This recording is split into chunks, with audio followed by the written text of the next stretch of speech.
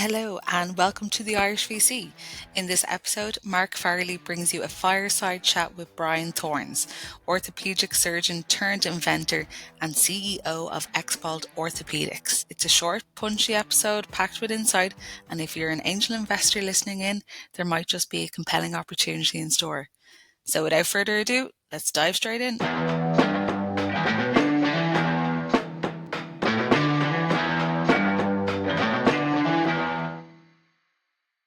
So Brian's background is he's actually an orthopaedic surgeon. He's best known for being the inventor of the original tightrope, an advanced ankle stabilization device he developed during his orthopedic residency. Tightrope has become so ubiquitous in the industry that one is implanted every 12 minutes, which is pretty insane. And personally, I think it's cool that you can be described as an inventor rather than just an entrepreneur. That's just really cool. Recently, Brian has also made significant strides in hip fracture treatment with the invention of the Expalt hip fracture system. And following FDA clearance in 2023, Brian managed the US commercialization of the Expalt Pro X1 in 2024. So we will definitely talk a little bit about that, but we're also going to probably talk about, as Brian himself is an angel investor as well, so if we have time in the medtech community, we might talk a little bit about that too. But first, Brian, I suppose I just want to, that was a very, very brief synopsis of your career, so I just want to give you an opportunity to talk about a little bit more about what you're doing with Expalt as well. Okie dokie. Well, where will I start? I'm starting Expalt, will I? Yeah, I think starting Expalt. Yeah, I can start where we're at now. So Expalt is a 15-year startup. We are now just commercializing in the US. We're a medtech product company. So Expalt comes from the word expanding bolt. Like we're very simple folk. So Expalt is an expanding bolt. It's like think of a roll plug that you'd put into a wall. That was actually the inspiration behind for Expalt. So I've been a surgeon for 11 years, and I started off wanting to be a trauma surgeon. And you think trauma is like road traffic accidents or sports injuries, and kind of hot trauma like that. But actually, when you go into the hospitals, about 3/4 of the trauma is geriatric trauma. It's old people in their usually 80s and 90s who have like low energy falls, and they fall over and obviously break bones. But the bone itself is so soft, it's very hard to treat. And orthopedic surgery is a bit like carpentry in a way. So the screws that are used for putting bones back together again are just not up to the task of fixing these. And clearly you want to fix them as best as possible, get them mobilized, get them out of hospital, and reduce the overall cost to the health service. So that's essentially what Expalt does. It's an expandable bolt that fits into the sort of the spherical part of the ball and socket joint that's your hip joint. So it's about the size of a snooker ball cue. But if you put a screw into that, if you think of putting a screw into that, it can actually, if it grips, it'll spin around. If it doesn't grip, it might just cut out of the bone. But an Expalt it sort of ticks every box in that it's easy to put in. You get a little bit of tactile feedback when you open it up, and it kind of crushes into the bone, and it gives a good outcome for the patients. So I think it's going to be transformative for hip fractures. And can you tell us a little bit more, like it's going to be? So where exactly are you at? You got FDA clearance. Talk us a little bit through that, because I know there's definitely some angels in the room here who've invested in companies struggling with the FDA clearance. So. Yeah, we've gone through a kind of a long journey. So at the beginning, right at the very beginning of Expalt, I wanted to recreate what I did with Tightrope, which was kind of get the proof of concept out first and get regulatory approval. And they're your first sort of major stepping stones. So it was way back, we got a CE mark and were able to then run a clinical trial in the UK. And the big thing back then was try to get FDA approval. So we ran successful clinical trials in the UK, and we got FDA clearance for our first generation product in 2018. It was a bit of a journey. We started actually interacting with the FDA in 2012, so it took like 6 years to get that first approval. We went through kind of, I'll probably tell you a few things that went wrong with it. Well, not went wrong, but with the hurdles that they put up.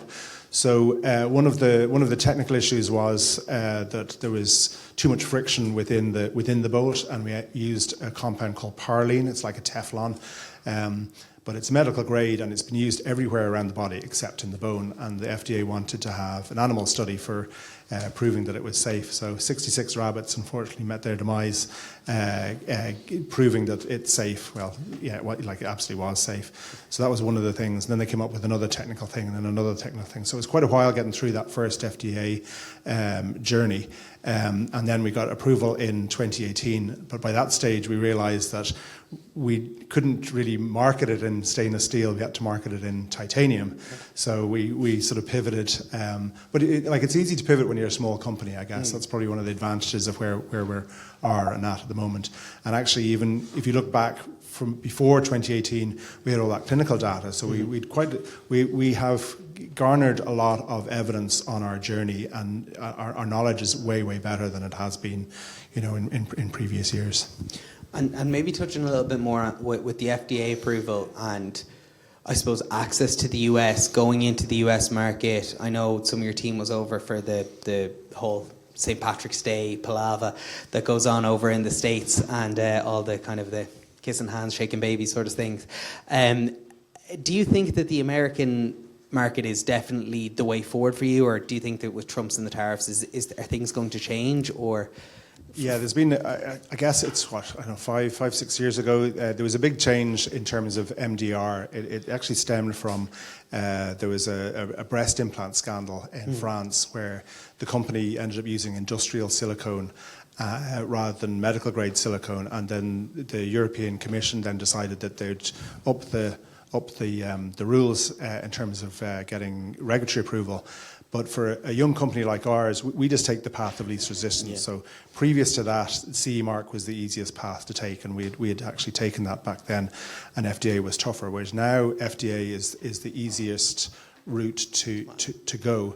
And what makes it doubly worse is that the US is obviously the most lucrative market. So most companies will just look to the US and nowhere else. So it's to the detriment of Europe that we're in this situation, that you have a number of companies that just get their FDA and they'll have no interest in marketing whatsoever in Europe. So European and Irish patients are missing out on innovative technologies because of the regulatory environment that we're in. Oh, okay, yeah. I mean, and regardless of the tariffs, it's still just the margins are still there. Obviously the tariffs is a new thing. It's not coming in for med tech yet, but it's something we're keeping an eye on. Yeah. I mean, it's like another of these things that. Yeah. Well, I mean, as you said, you're young, you're nimble. You can adjust if needs be. We're actually quite lucky. So so we got our FDA clearance in 2023, late 2023, 18 months now, for our US product. So the immediate things we did after is we were incorporated in the US. Most of our suppliers are US based anyway, so we're actually quite well insulated if we have to just become, in the eyes of the authorities that we're a US company. Yeah. The advantages, I hope the advantages of being an Irish company with the tax advantages and all the R&D stuff you get here are still going to hold true. But we can be nimble. We can. Yeah, we're Irish. Exactly. It's like we'll play the fool and make sure we get our way all right. And in terms of funding, you obviously talk about I think the last round was BVP, the 3.5 million, and that was for the commercialization. So can you tell us a little bit more about the angel investors that came in? You have a lot of angel investors that are in the round, and what makes a good angel investor in medtech, I suppose? Oh gosh, we've had probably a different journey than a lot of startups. So I'm still the majority investor. I ploughed a lot of the tightrope royalties that I got back into the company. I've invested in every single round. And but as we've grown, I've become less and less able to obviously to support the company myself. We got our first angel investors through the MedTech Angel Group in 2013. And they're still with us and they still invest. Including the chairman of our board as well. He came in 2013. Then the next big round we obviously did was with yourselves in BVP in 2023, was it? 2023. Yes, we've got a few angel investors in and along the way, and they've been very helpful for us, I guess, in terms of just the additional support that they bring. We also actually I guess I'm lucky to have a sort of a surgeon network as well. So we've about 50 shareholders in total now, and about 10 of them are orthopaedic surgeons, 2 of which have put in very significant amounts of money into the company as well. So for me, that's a great support, that I'm not the only sort of scientist or the only doc that think this is a great idea. We actually have other people that are willing to put their hands in their pockets and support us. And did that encourage the other angels that maybe don't know to go, well, there's 3 doctors going in, they know what they're doing? I think so, yeah. I mean, it's all symbiotic. So I mean, they're actually, it's funny when you talk to the docs, they say, oh, it's great that these business people think it's a good business. So it's all in the round. Yeah, it's crazy. It can always be a little bit of FOMO. First move, once there's someone takes the plunge, everyone's willing to follow. Exactly. And for those angels, was there obviously you're doing an incredible amount of good, and there's benefit. There's so many benefits for an aging population as well. So was there a case of, was it a distribution of some angels are like, I'm going to go into that because it makes an impact, or was it mostly commercially focused? And how do you balance that in a business? You want to do good for people, but you also want to make money. I think, maybe I look at it like myself. I mean, I'm pitching for investors, but also I'm an investor myself. So I see the things that I would particularly be interested in. So I think we're a disruptive technology. I mean, there's nothing like it in orthopedics at the moment. It's a simple thing. I mean, simple is always best as well. So people can kind of get their heads around what the proposition is. It is tough business to go out and pitch to everybody else. But I think that we have something that's disruptive. We have a great sort of plan of action of what we're going to do, and to actually execute our plan in a timely manner as well.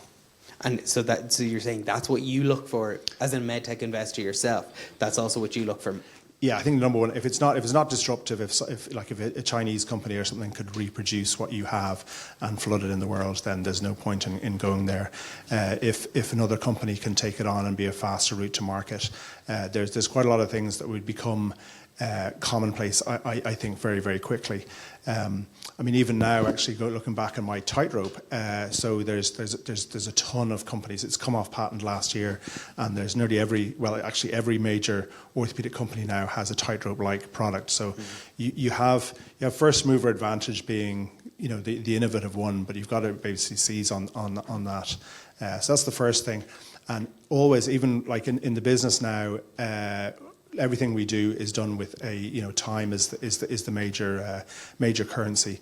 So if I'm looking at an investment myself, a med tech investment itself, you want to see what time it's going to take to the next milestone or the exit or whatever it is because your capital is tied up for that. I mean, people who invested in us in 2013, the money is still in with the company. It's quite a long while to keep your capital tied up, I know, and I'm conscious of that as well. But obviously, when BVP invested, you have your exit horizon as well, and that's obviously on my mind as well. That we have to do something within that time frame to actually to get an exit or to get a significant milestone. And just maybe a final question for the medtech investors that are in the room that maybe don't have the same expertise and don't have your background.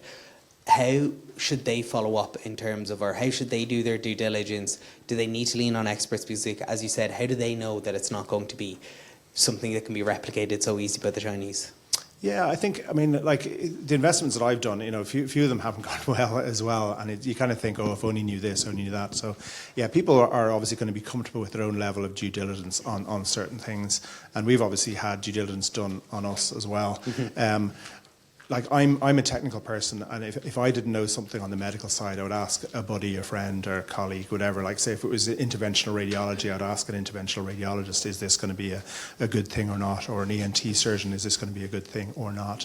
And so I mean, everybody has their networks, and I think it's leveraging them to get the most information you can that you trust and can work with. But nothing will ever be complete. So you'll always have to make decisions based on the best available information you have at a particular time.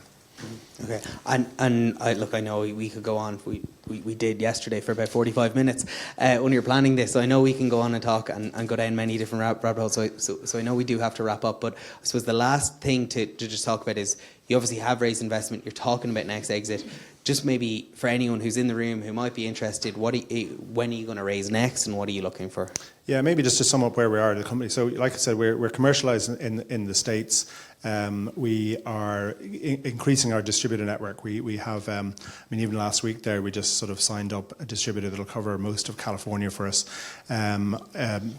The month before, is in Singapore, and we have Singapore distribution and surgeons all essentially signed up. There is a regulatory thing to go through there as well.